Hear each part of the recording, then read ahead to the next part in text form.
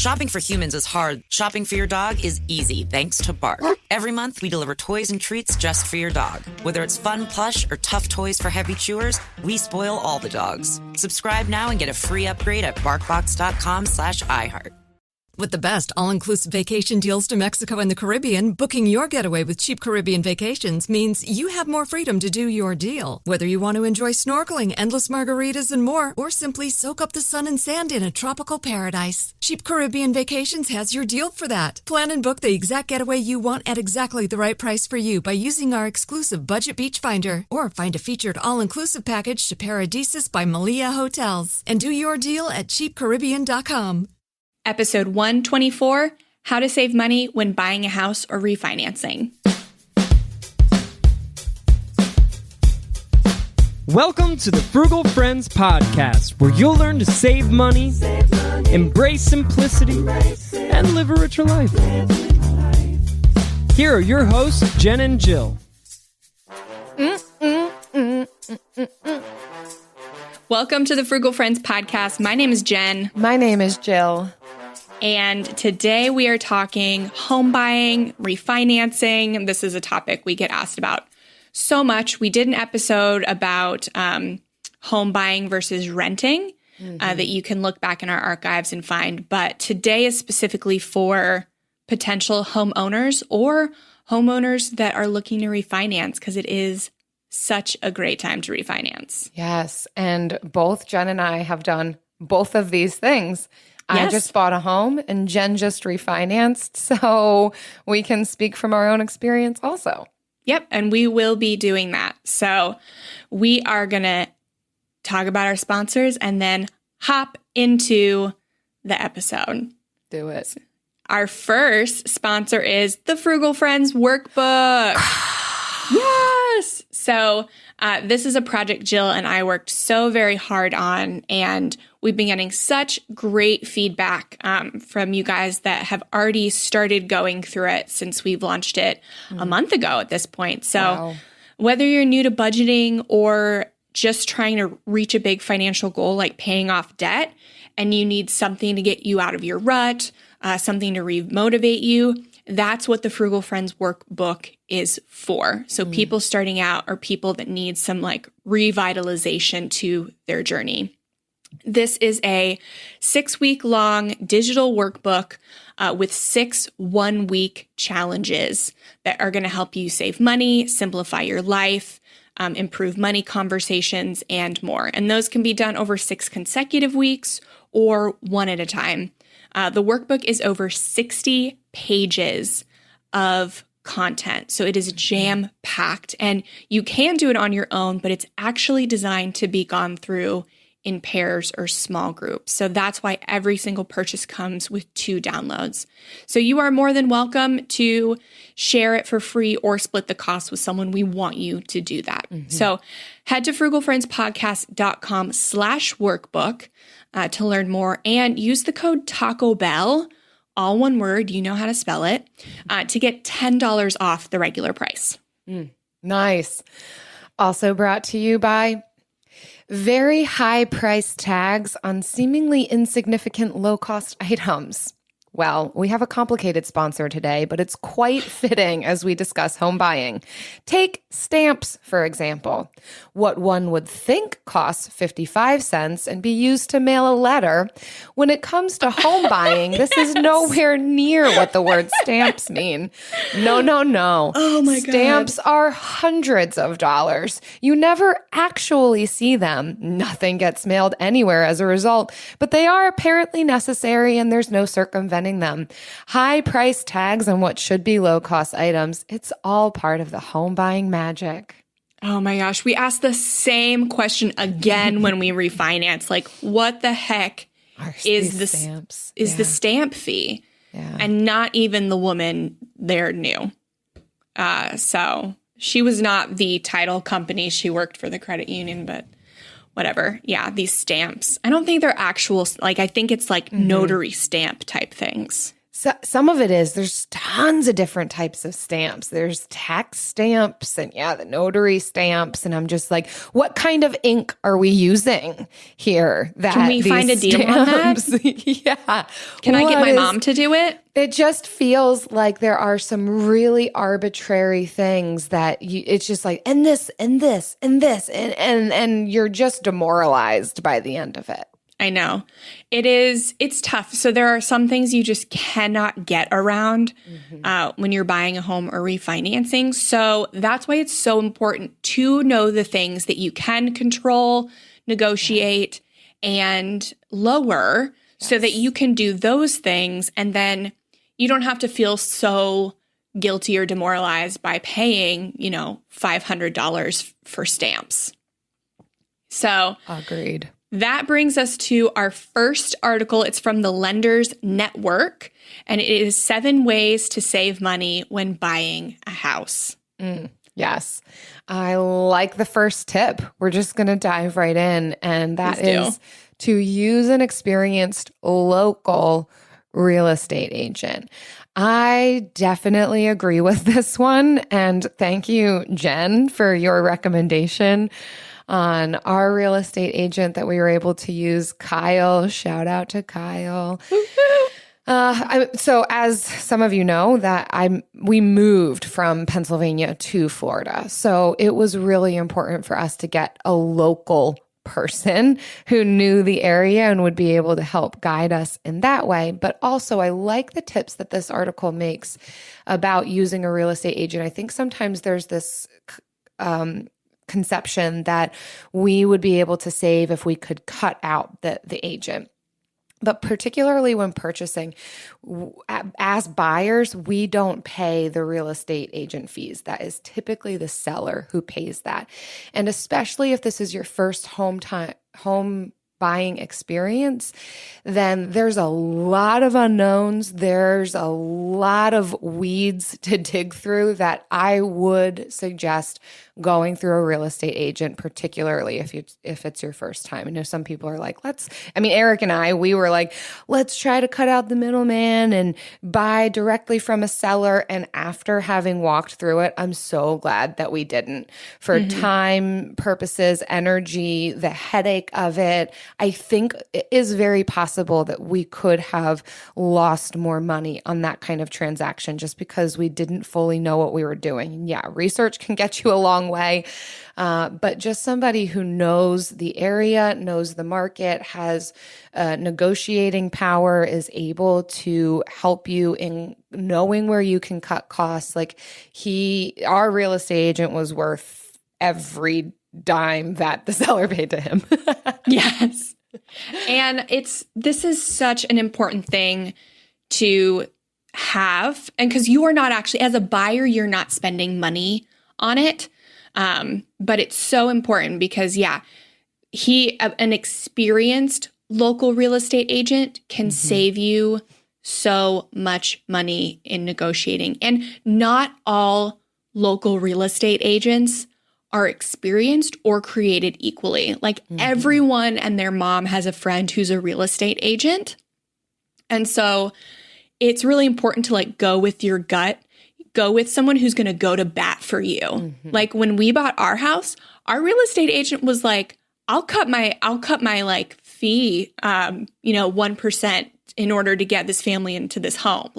Wow. Go with someone who will go to bat for you. Yeah. For me, I find it tends to be younger people. So maybe people who have not been as jaded or complacent. And somebody who's really Kyle, your real estate agent, he has a few investment properties too. So he just loves real estate. He loves finding a deal. He's great at negotiating. Yes. Great listener. We could almost do an episode on how to find a good real estate agent. There's a couple of things that stood out to me that Kyle was, thank goodness. But yes, able to negotiate, is super tenacious and a good listener. It's funny because during part of that process, we did work, we had to interact with another real estate agent, and I realized comparing the two of them. I'm like, this person was not a good listener. I did not feel heard by them. If they had been the one walking me through this home buying process, I wouldn't have trusted them. I would have been like, no, I just told you that here's the things I'm looking for in a house or what I want to do to a house. And you totally did not hear me. And yeah, so there's a lot. Find a good one. I'm agreeing with you, Jen, on saying find a good one. And they do have the ability to help you save money in the process. Yeah, definitely. And if you are with someone and you are deep in the process and you find that you are unhappy with them, they're not listening to you, and you're just not having a good experience, you are not obligated to them. You have not signed a contract to them. Find somebody who will go to bat for you. So, and yeah, don't be a jerk about it, but you should feel comfortable and heard. And be with someone who is really there for you and not just for the commission. Well said. So, yeah. The second one is to get loan quotes from multiple lenders. So we did not do this when we were buying our home. Super inexperienced. So when we found it, we just went with the lender, or with the guy that our realtor recommended.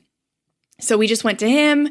We didn't seek out other options because we didn't know that was a thing. And so we got the average of what was, being given at the time. So it's not like we got a really bad deal, but it was with Wells Fargo. And honestly, I don't like the fact that I gave that much money to Wells Fargo as a company in general. So look around, look at the average. You don't have to get pre-qualified, but you can look at, though getting pre-qualified does not hurt your credit. You can just look at what everybody is offering, around your area. Start with your local credit unions. And you can go online to see what online lenders are offering. So just Google, today's mortgage rates or something, and you can find a bunch of NerdWallet, Bankrate, all kinds of things with the best rates for mortgages. Yeah, nice.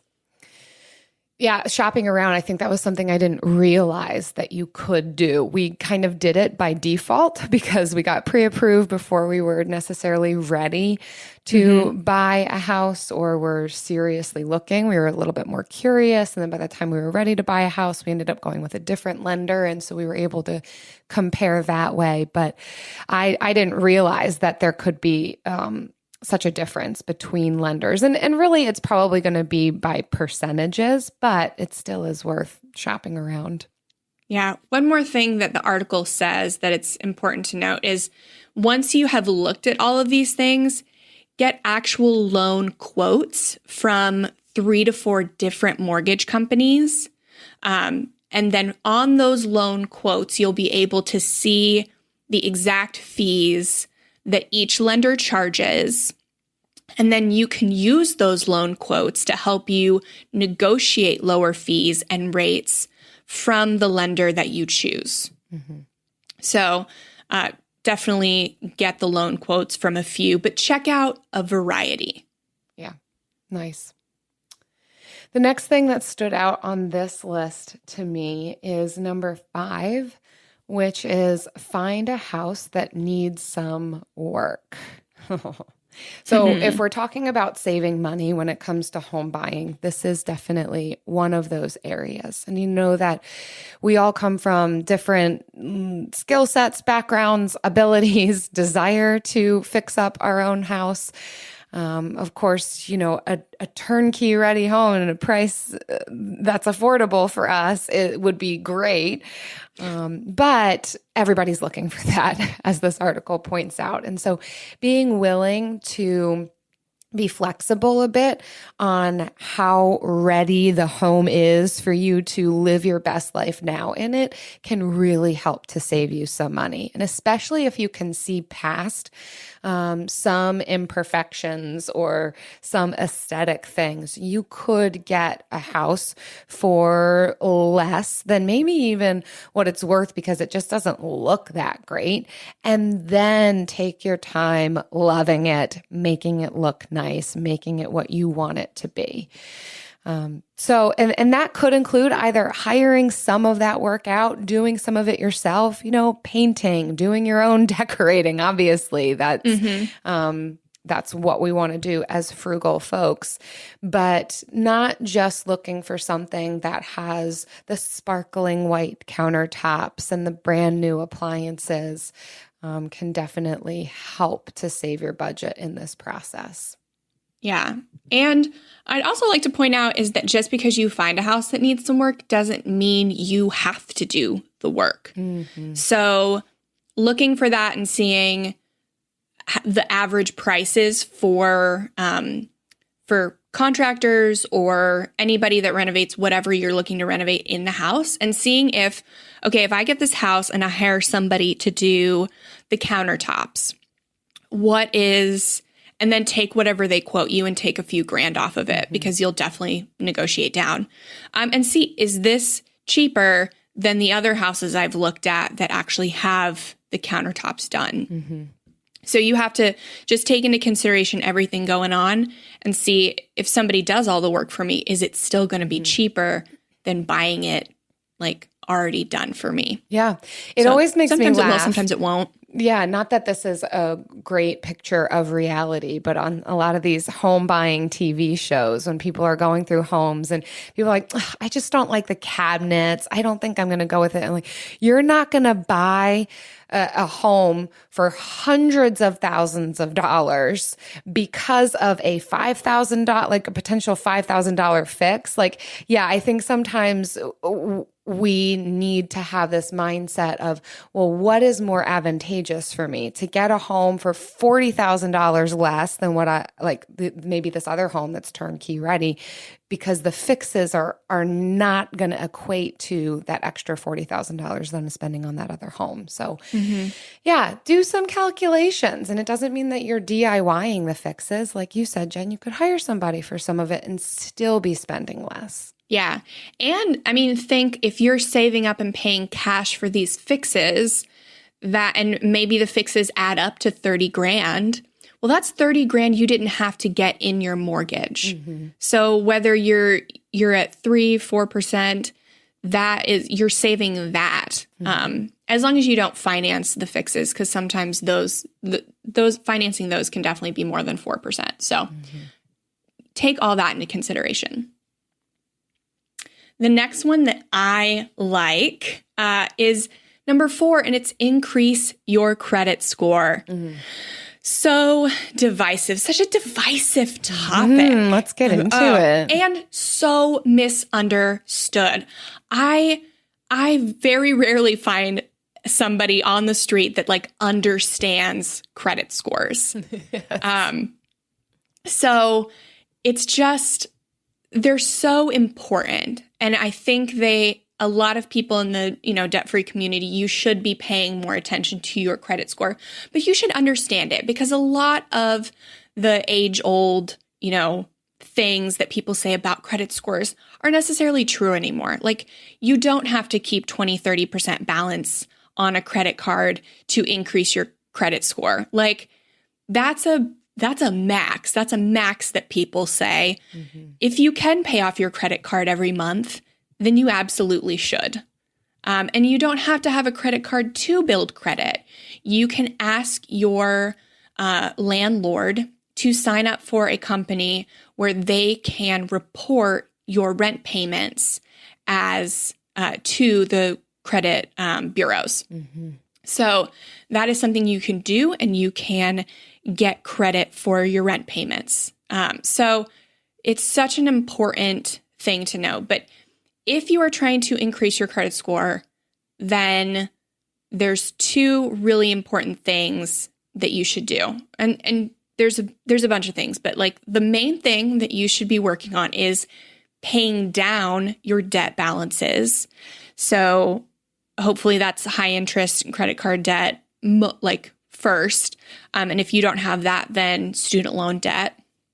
And then the next is right when you know you're going to buy a house, don't apply for any new loans or credit. So give yourself 4 to 6 months before you start getting pre-approved for a home, before puts 4 to 6 months between you and any new credit applications. So hard credit inquiries. Those are kind of the two most important things, specifically when you're looking to buy a house. Yeah. So, but if you have credit questions, please bring them up in the Frugal Friends community on Facebook, and tag me in them, because I don't see everything that happens in the group, but I would love to answer your credit questions, because I'm passionate that more people need to understand credit, and more people can improve their credit. And it's easier to do than people make it out to seem. You don't need to hire anybody to do it for you. You could do everything yourself very easily. Nice. Thanks, Jen. That's helpful. I just picked your brain the other day on a credit question, and it was fantastic. Yes. The next tip that stood out to me on this list was number 7, which is purchase a home in the winter. So this to me feels like one of those wedding tips, like have your wedding on a Sunday or a Monday instead. I have not done the research myself on this, but they are claiming that most people are in the market for a home in the spring and summer times, which would make sense. A lot of people want to get into a home before the new school year starts to kind of make a swift change for kids. So the time of year can dictate what the housing market is doing and demanding the highest prices in those spring and summer months. So they claim that you can save as much as $20,000 if you are purchasing a home in the winter months. So something to consider, sacrificing maybe when you'd want to purchase a home, do it in the winter, move in the snow if you live in the north, and save yourself a couple grand. Yeah, I mean, I might agree with this. We bought our home in February, in the month of February a few years ago, and just got an fantastic deal on it, like an unreasonably great deal. And then our friends who bought a similar home, maybe like a little bit bigger, paid about 40 grand more than us. And I mean, I don't think their home was worth more than 20 grand more. So I might agree with this. And like, think about when you would want to sell your home, like or buy a home. Like, it's very inconvenient to buy around the holidays. So, but that would also mean it's fewer people are going to post their home around the holidays too. So it's kind of just, there's ups and downs to purchasing in the winter. Yeah. But definitely look for deals then. I don't know if we'll see any deals this winter, because the housing market is it's such a buyer's market. But maybe next winter. And this is where you can ask your experienced local real estate agent of what they've seen. What are the areas that are, the least expensive? What are they seeing trends being year after year? And that's where the experienced part comes in, that they've been doing this for years to be able to tell you that answer. Yeah, like they actually take the time to research because they like it. The last one we're going to go over on this one is number 6, and that is get the right type of mortgage loan. So I know Dave Ramsey loves the conventional mortgage loan, and that is the typically cheapest mortgage loan. But there are other types, and that doesn't mean they're bad. So VA, FSA, those are totally fine when you're first purchasing a home. Do what's best for you. USDA loans, if you can get something from the Department of Agriculture, those are even better. Because you always have the option to refinance in a few years. Whatever loan you pick right now, you're not married to it. You will hopefully raise the value of your house in 2 years, and you can refinance to a much more affordable conventional loan. You should, no matter what mortgage you end up with.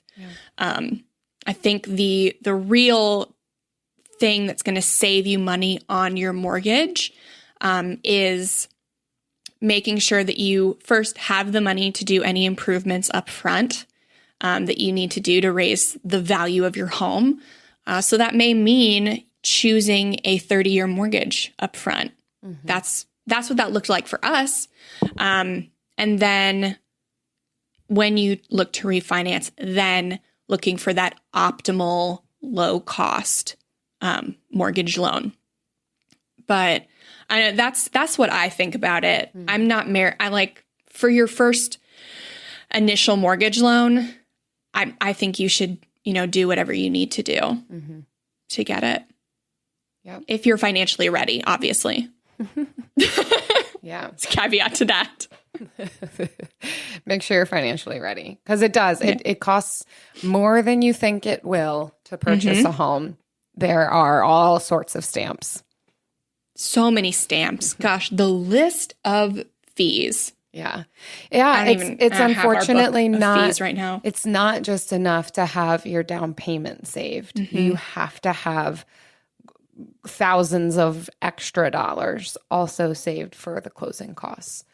Yeah. Sometimes your seller pays for that, but I would still buffer a couple of $1,000s beyond your down payment. Yeah. And that's another one that we didn't go over on this list was having 20% down for your mortgage. I don't think you need that for if it's your first home. I think you're far better putting that money towards increasing the value of the home and getting the stuff purchased that you need to buy. Because, and then getting to that point in 2 years where you can refinance and get the PMI off. Which we'll talk about later as well, but more reasons for that. But now that we've talked about refinancing, let's start in on that one. Let's do it. AI might be the most important new computer technology ever. It's storming every industry, and literally billions of dollars are being invested. So, buckle up. The problem is that AI needs a lot of speed and processing power. So, how do you compete without costs spiraling out of control? It's time to upgrade to the next generation of the cloud, Oracle Cloud Infrastructure, or OCI. OCI is a single platform for your infrastructure, database, application development, and AI needs. OCI has 4 to 8 times the bandwidth of other clouds, offers one consistent price instead of variable regional pricing. And of course, nobody does data better than Oracle. So now you can train your AI models at twice the speed and less than half the cost of other clouds. If you want to do more and spend less, like Uber, 8x8, and Databricks Mosaic, take a free test drive of OCI at oracle.com/strategic. That's oracle.com/strategic. oracle.com/strategic. We know New Year's resolutions often don't stick. In fact, on average, they last around 30 days. So if saving money is on your 2024 resolution list, here's a foolproof way to stick to yours. Switch your phone provider to Mint Mobile. For a limited time, wireless plans from Mint Mobile are $15 a month when you purchase a 3-month plan. That's unlimited talk, text, and data for $15 a month. For those of you paying close to $40 a month for just one phone line, this means a savings of $300 over the course of the year. We especially like Mint because all plans come with unlimited talk and text and high-speed data delivered on the nation's largest 5G network. To get this new customer offer and your new 3-month unlimited wireless plan for just $15 a month, go to mintmobile.com/frugal. That's mintmobile.com/frugal. Cut your wireless bill to $15 a month at mintmobile.com/frugal. Additional taxes, fees, and restrictions apply. See Mint Mobile for details. So you're the refinancing expert on this one. I just bought a home. Hardly. But tell us what stood out to you, Jen, since you just refinanced. Yeah. So this one is 6 ways to save on a mortgage refinance, and it's from mortgageloan.com. And the first one on the list is to pay closing costs and points up front. So you can roll your closing costs into your loan. And that is very common. But I just say, look at mortgage calculators online and test and find out, because points and closing costs are going to vary all the time. And honestly, we got to the end of it, and the closing costs they actually charge us for was cheaper than what they said it was going to be. And we were so confused. And it's not like they didn't charge us for the first month of the mortgage, because that's still coming out, in 2 months. But so we paid all of our closing costs up front because we did not want to pay interest on that over, the life of our loan. But we then plugged in the points, plugged in like 1 point on in our mortgage calculator. They'll offer you different levels of points, like different numbers, and you just have to plug in whatever they're offering you. So we plugged that in and found out actually getting the points made it a little more expensive. Yeah. So, and maybe we didn't plug in all of them. They do an example in this article. They do 3 different examples where they're doing, I think, like 1 point, 2.5 points, 1.5 points, and the one in the middle actually ended up saving the most. So it saved more than the 1 point or the 2.5 points. And just to clarify, because this is something I did not know in my home buying experience, but points are a fee that you pay to buy a lower interest rate. Yeah. So if for whatever reason you don't qualify for a certain interest rate, or there is a better interest rate available to you, but you have to purchase it, kind of like bribery. Yeah. But it's points. So 1 point, purchasing 1 point might get you a certain interest rate. 2 points would get you maybe a little bit better of an interest rate. There's more to the points than my simple explanation. But that's essentially what it is. A point buys you a certain interest rate.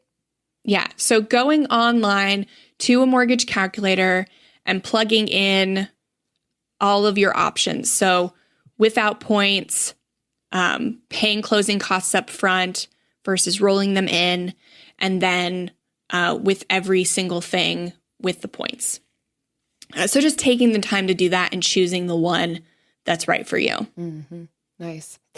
The second tip on here is improving your credit score. So again, similar to what was listed on the first article, this is important to have a good credit score, either when buying a home or refinancing a home. And so back to Jen with her tips, and ask her questions, tag her in our Facebook community group on ways to improve your credit score. So you can be set up. It's so important that you're checking your credit report, doing your annual creditreport.com once a year and seeing what's on there. And then if you see anything, any like negative dings, that you're trying to get those off. So first you try and get off the ones that for accounts that are already paid off. Those are really easy to get those dings off.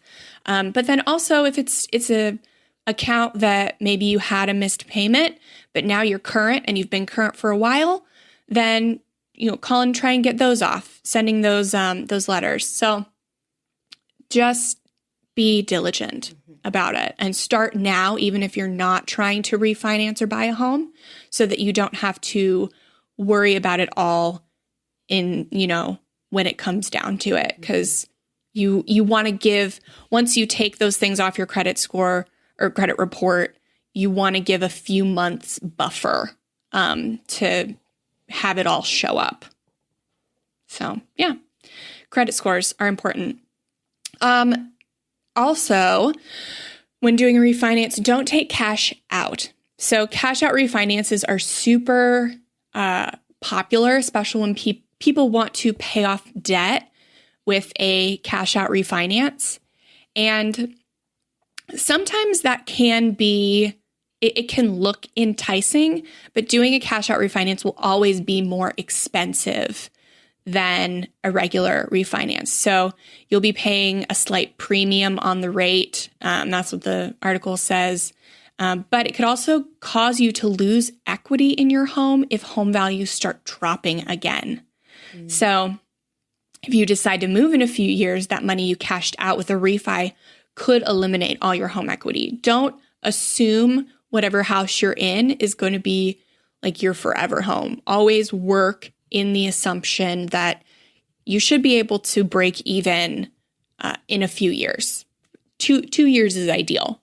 And then you want to stay in your house, at least 5 to 7 years beyond your break even to get the best value from your mortgage or your refi. That's kind of like industry standard. Mm-hmm. Yeah. The next on the list is to shop around. So similar to what we talked about when home buying, to shop around, look for different lenders. The same is true when refinancing. You can look for the best price. Again, as Jen said, you're not married to your lender. So you can see who's got the best interest rate for you. Yeah. We debated between just getting PMI off and doing sticking with our same loan until we shopped around and realized how much lower the refinance rates were this year. So last year they were a little higher. So that's when we were looking at doing that. It would just be $500 to get an appraisal, and then we would get PMI off. But at the end of last year, when rates dropped, we weren't looking, and we started looking when the bottom fell out of the world this year, and found so much variation. So it made me feel better. I didn't have to go with Wells Fargo. And we're actually at our local credit union. And that was a personal decision I made because I wanted to be at a credit union versus a bank. Nothing against banks. I just really like the work that my local credit union does in our community. So I didn't do as much shopping around as I might have otherwise. So also think about where your money is going, because you're going to be paying a lot in interest on your mortgage. So if you want that money to be going back into your community, consider the bank or credit union where your loan is taken out of. Yeah.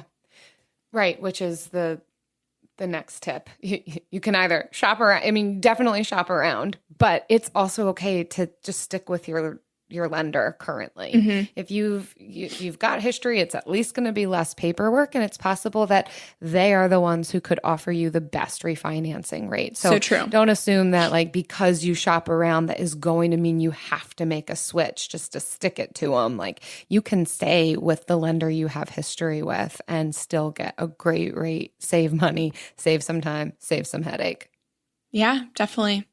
And then the last thing we'll talk about on this is to prepare for your appraisal. So not every mortgage refinance requires an appraisal. Ours did. And it is something that you will pay money for and usually have to use their appraiser. But you can also ask if you can use your own appraiser. But yeah, so get your house almost sale ready. Just the outside of the house. You don't have to set it up to take pictures or anything, but spruce up the front yard. If you have home projects that you are working on, finish them before the appraisal. Just get the house looking aight, and then that could help bring up the value of your home, and that will save you money on your rate. Yeah, certainly if you've got an unfinished kitchen or bathroom renovation, that needs to be done before that appraiser walks through. Yeah, definitely. You know what else needs to be done? The best time of the week always needs to be done every week. The bill of the week.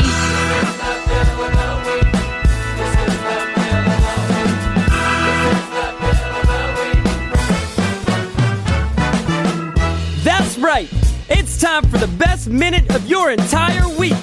Maybe a baby was born and his name is William. Maybe you paid off your mortgage. Maybe your car died and you're happy to not have to pay that bill anymore. Duck bills, Buffalo Bills, Bill Clinton. This is the bill of the week.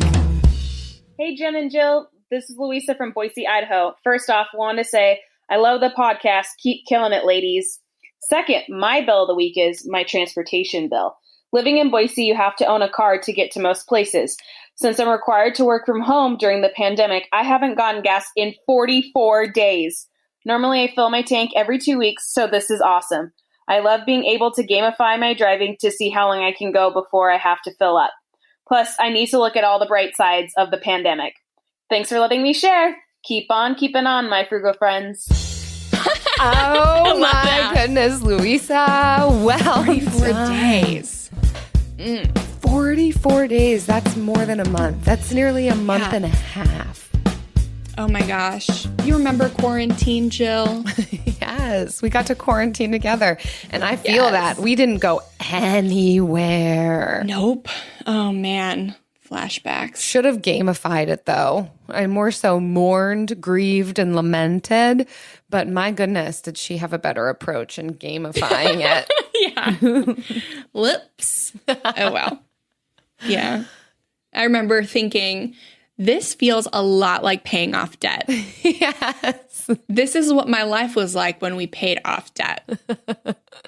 And I did this for a reason. Nothing. So I'd never have to do it again. But here we are. Yeah. So if you're wondering what it's like, just recreate quarantine for a while. And you should be able to pay off your debt. And you've already done it once. So try it again. Yeah. And it'll be fine. And see if you can go 44 days without buying gas. So great. See what happens. Well, yeah, thanks so much, Louisa. If you have a fun bill of the week that you want to send us, please visit frugalfriendspodcast.com/bill and leave us a voicemail or a SpeakPipe message, depending on the device you're on. Hi, I'm Martine Hackett, and I'm hosting the second season of Untold Stories, Life with a Severe Autoimmune Condition, a production from Ruby Studio in partnership with Argenix, sharing real stories of MG, CIDP, and other autoimmune conditions. We hope to share inspiration and educate the larger community about these severe and often overlooked conditions. I can't fix this. I can't cure this. And, I'll take my treatment day by day, but I want to try to be engaged, be involved, or be as helpful as I feel I can with the limitations I have of working full time to children. So I participate in market research to provide information to hopefully benefit others, because it's a small margin of people that have the myasthenia, but then to get pregnant, it's an even more narrow margin. And you can't ever have too much information as an epidemiologist. Yeah, exactly, right? Listen to Untold Stories, Life with a Severe Autoimmune Condition on the iHeartRadio app or wherever you get your podcasts. Shopping for humans is hard. Shopping for your dog is easy thanks to Bark. Every month, we deliver toys and treats just for your dog. They deserve to be spoiled anyway. At Bark, we send your dog a whole new collection of toys and treats made just for them every single month. Whether it's our fun plush toys from BarkBox or our ultra tough toys from Super Chewer, we give your dog exactly what they want. For a limited time, we'll double your first box for free. To get your free upgrade, go to barkbox.com/iHeart. Yes. Now it's time for the lightning round. Oh. You missed It it. I know, it sounds so lonely. I just wanted to hear what it sounded like, just you. Oh. But I feel like our voices really create a good sound together. Chorus of lightning. A chorus, yeah. No, be the thunder. That's all. Every time we say it, that's what I think of. That's amazing. That's Tampa Bay. So for today's lightning round, we're talking about a few other ways to save on home ownership. Mm-hmm. So these are things you can do in the meantime when you're not trying to buy a house or refinance a house. Yep. Yeah. Go for it. The first one is home insurance. So we personally have a government subsidized plan that is cheapest for us. But that's not the case for everyone. Mm-hmm. So sometimes you can get cheaper rates by buying private home insurance or bundling it with something else. They'll like match it or beat it. So even if you have one of those government subsidized plans available to you, you should still be shopping around for rates. And then also check for like discounts you can get. So are there qualities about the home that if it has this thing, you will get a discount on your rate? So there were several things that our home, had, but also didn't have. So as we were doing updates to the house, we were able to intentionally include those changes in order to qualify for those discounts. So one of those was hurricane straps for a roof.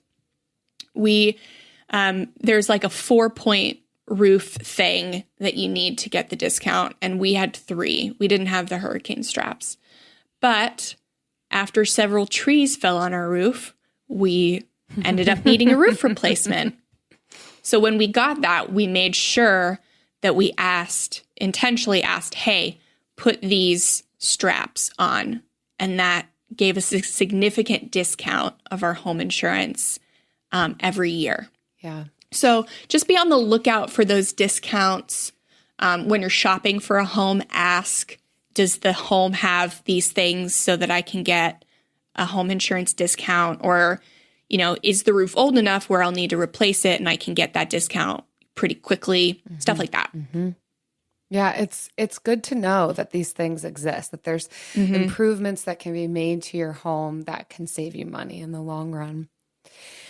So I would also add to this, and we already mentioned it a bit, but calculating if you might save more by not putting 20% down on a home when you are purchasing. So the reason that a lot of people say don't buy a home until you have 20% down is because of PMI, that mortgage insurance. But PMI usually costs 0.5% to 1% of the loan. It may not actually be that large of a sum of money. And if that is the one thing keeping you from purchasing a home, it's worth calculating your costs of how much is it costing you right now to rent? What is the percentage increase of the housing market year over year in your area? What will it cost you in the long run to wait until you have 20% down versus buying now at 10 to 15% down?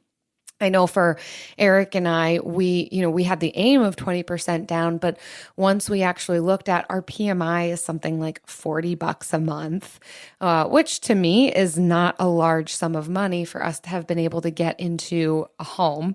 And we kept the other money aside so that we can start cash flowing renovations, quickly get rid of that PMI, increase the value of our home. Like there are situations where it could be worth going with less than 20% down because of what it can afford you in the immediacy. Yeah. Calculate that. And that's something else you should get when you're getting like loan, when you're shopping around for mortgage rates.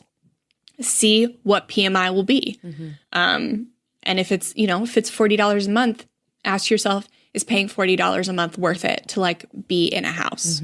And to be able to immediately start working on renovations that could start to bring us in more money if we are able to bring in some income off of our property. So yeah, tons of things to consider with that. It's ultimately not always a one size fits all. There is great advice out there, but it's also worth looking into, doing some calculations, considering your individual circumstances for what makes the most sense for you. Yeah. We put 3% down. But we were in the middle of paying off debt, and that was a whirlwind. Yeah. I don't know how that worked out. But you're in a beautiful home. Yes, and so we put 3% down, got a 30-year mortgage, and then 3 years later, we have refinanced. We are now in a 15-year. Our rate is half of what it was. So, I mean, almost half of what it was. And I'm happy. It's all that matters. Right. Because also when we got into the house, we were able to start renting out our guest room on Airbnb. That's my next way to save. It's actually to like monetize your home, but it was just Travis and I. So we put our front guest room up on Airbnb, and we charge like $35 a night for it. So nothing crazy because we're sharing space.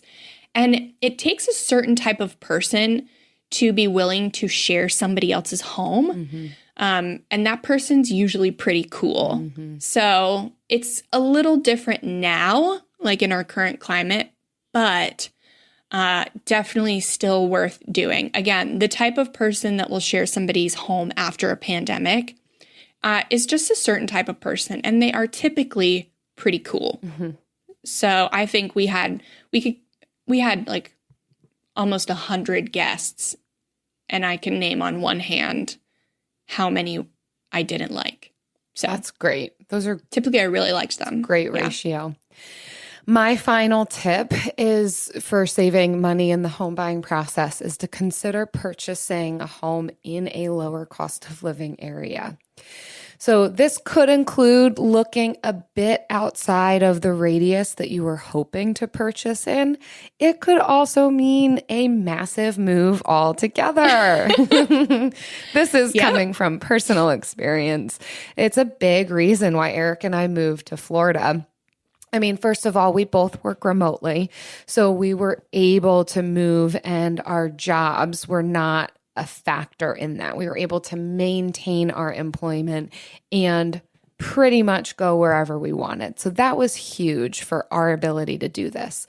But when we were ready to purchase a home, we started to realize, wow, we can barely afford to live in the area that we've been living in. And if we want to buy a home, we may need to look elsewhere. And it turns out for us, Florida was an elsewhere that provided quite the house for our price range. We could not be more thrilled that we can afford the house that we ended up buying. We would not be able to get anything like what we're living in now up north. So for us, that was a consideration and a move worth doing. Yeah. And this is a controversial topic, I guess, too, because when you're trying to pay off debt or reach like a really big financial goal, usually, I mean, people look at their budget and they just assume the cost that they're paying for housing is what they have to pay. And they're looking to scrimp and save on groceries and utilities.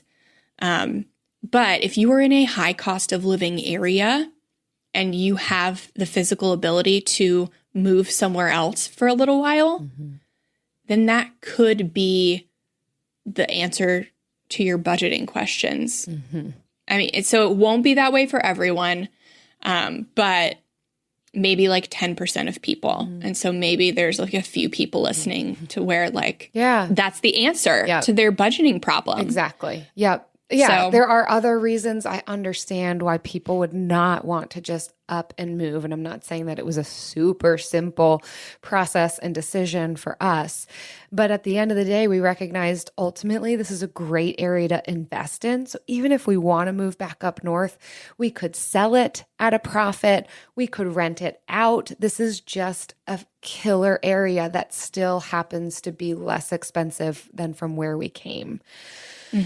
So yes, it is a consideration. Just like when I lived in a motorhome and I knew this is not for everybody, but there could be somebody out there who's listening and this is a solution. So whether it's tiny living or moving to a lower cost of living area, there are some hacks if you're willing to think outside the box, if you're willing to sacrifice in some areas for a couple of years. There are some solutions if we're willing to go a bit bigger than maybe where we typically might be thinking. Yep. So I hope that you got at least one nugget from the last 50 minutes and you will take that and save a lot of money because homeownership is expensive and it is not always an investment, but there are ways to save. And we hope this episode could save you some money over your lifetime. And thanks so much for listening. We want to thank you also for your kind reviews on iTunes and Stitcher, like this one. Just happens to be 5 stars. It's from Cal Pedden. It says, smart, fun, and genuine. A personal finance podcast that feels like you're talking to really smart friends. Jen and Jill do their research and you'll definitely learn, but with a smile. Topics are well thought out and not the same overgeneral topics routinely covered in other personal finance podcasts. The show is super fun, quirky, and most importantly, genuine. Flaws claimed, errors admitted, lessons learned, and all shared in the most upbeat way. Feels like wine with the girls while the boys are away. Nice. So true. Cal Pedden, thank you so much for your kind words and calling us smart. Wow. My mom appreciates that. Yes. We also want to thank our friends who share these episodes on social media. So when you share the latest episode, the most recent episode, and tag us on Facebook or Instagram, we are adding you to our monthly drawing. So for every 5 tags and reviews we get each month, we will give away 1 copy of the Frugal Friends workbook. Yeah, so keep leaving us those reviews on iTunes and Stitcher and sending the screenshot to frugalfriendspodcast@gmail.com. And don't forget to tag us on social. We will see those if they're tagged at Frugal Friends Podcast. See you next week. Bye. Thanks. Frugal Friends is produced, edited, and mixed by Eric Sirianni.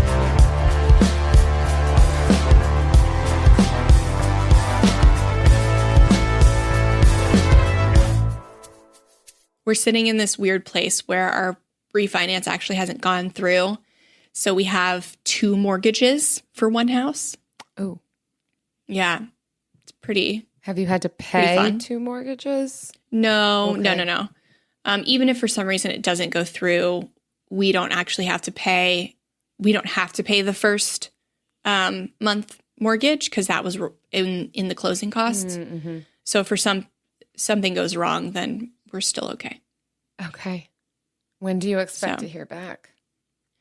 I don't know. We won't really hear about it until it goes through from Wells Fargo. And then in about 3 weeks after, we'll get a check for the overage because there's a little overage.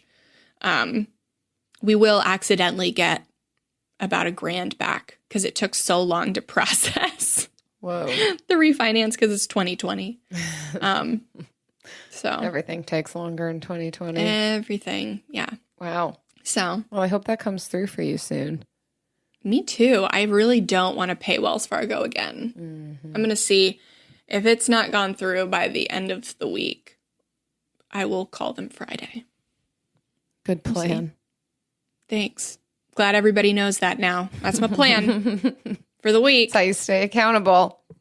With the best all-inclusive vacation deals to Mexico and the Caribbean, booking your getaway with Cheap Caribbean Vacations means you have more freedom to do your deal. Whether you want to enjoy snorkeling, endless margaritas, and more, or simply soak up the sun and sand in a tropical paradise, Cheap Caribbean Vacations has your deal for that. Plan and book the exact getaway you want at exactly the right price for you by using our exclusive budget Beach Finder, or find a featured all-inclusive package to Iberostar Hotels and Resorts and do your deal at cheapcaribbean.com.